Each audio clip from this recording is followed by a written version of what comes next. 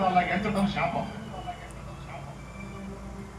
పాపం పొలం పనికి వెళ్తా ఉంది హడావుడిగా ఒక విధవరాలు, పాపం భర్త చనిపోయిన ఆమె, దేవుని బిడ్డ.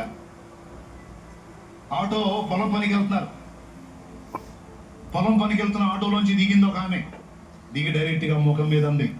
దరిద్రం ముఖం వేసుకొని శుభమా అంట పొలానికి పోతుంటే మాకు ఎదురుగా రాబోతే తొలగొచ్చుగా, ఏడాడి మందంతా ఎందుకు పడతారో ఏమో అనుకుంటా ఎక్కింది. ఆ మాటని చివుక్కు మంది విధవరాలి హృదయం, అబ్బా అని. మరి ఏం చేయాలా? నీ కోసం ఇంకొకళ్ళ కోసం తొలుగుతా పోతే మన ఆమె పొలం పని చేసుకోవద్దా? ఆమె కడుపు నింపుకోవద్దా?